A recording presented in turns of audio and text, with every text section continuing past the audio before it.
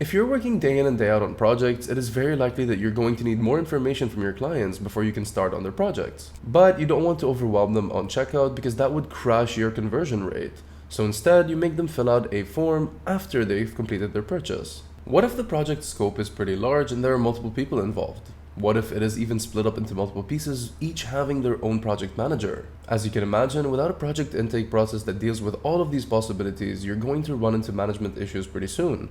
So let's see how to best tackle this. The project intake process eliminates the client's uncertainty and struggle by guiding them to forms that ask the right questions. While there's no ideal or standard intake form process that every company can use, they can create one that fits their business needs nicely. This often involves the good old trial and error method, where you would get feedback from your clients and then adapt changes into your flow accordingly. The project intake process is an ongoing activity that can be continuously refined. To do that, I would suggest setting up your project intakes as templates that your team can easily modify and use. Imagine this, your client pays you for an order and the project is ready to start. You email them asking for more details, but that email ends up in their spam folder and they never ever reply. This is a scenario that many agencies have to deal with on a regular basis, one that causes frustration, management issues, and extreme delays. Luckily, by setting up a project intake process, you create a streamlined workflow for your clients that your team can also benefit from. It'll improve your project management, allow you to automate certain tasks, and overall come out as more professional. When a new project comes in, it's not always clear who's in charge, who needs to work with the project manager, and what the exact next steps are.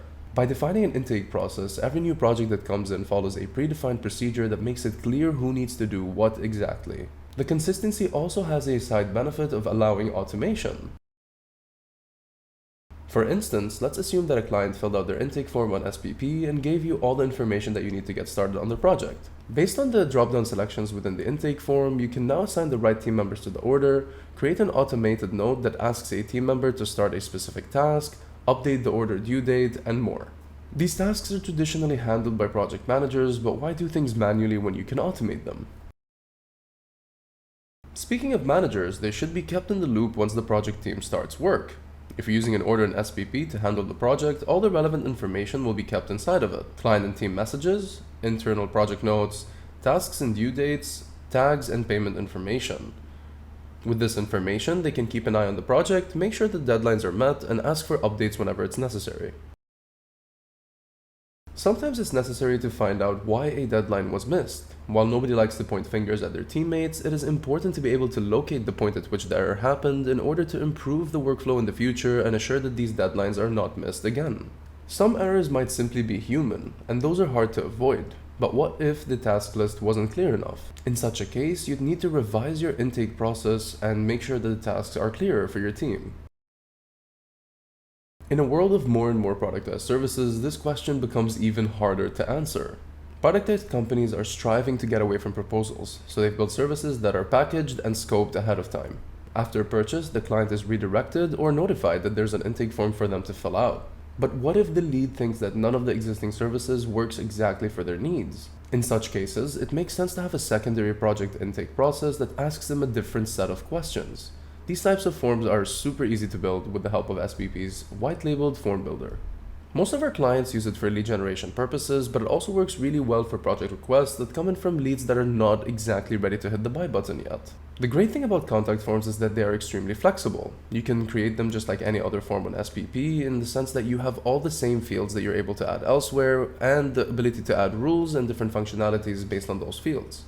All the data will be saved on the client's profile as well as the ticket that just got created, so your team is able to use this information later in case things work out.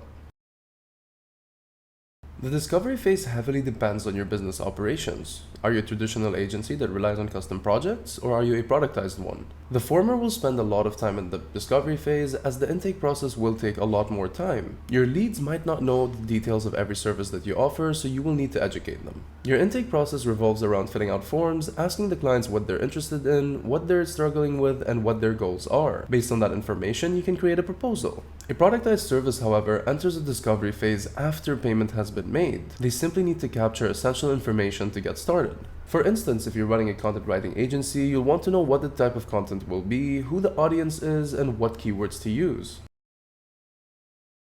This step doesn't exist for productized agencies as the project has already been paid for. Everyone else will need to decide if the scope is in line with what they offer, if they have the resources to complete the project, and how much it will cost. Oftentimes, multiple team members who have to review and accept new projects will be involved. When designing this phase, ensure that certain people are responsible for the overall assessment, who needs to greenlight specific requirements, and who can estimate the budget of the entire project. Also keep in mind that depending on the scope, you might need to involve your legal team, especially if the client is asking for you to sign an NDA. With the assessment completed, the project owner needs to put the project's details such as costs, timeline, etc. into a proposal. In order to create a proposal, they need to know the team members that will be allocated, how much time the project is going to take, how they're going to handle unforeseeable delays, NDAs, and any other information about the project. All this information should be included in a proposal that is legally binding if signed, but could also be understood by the client very easily.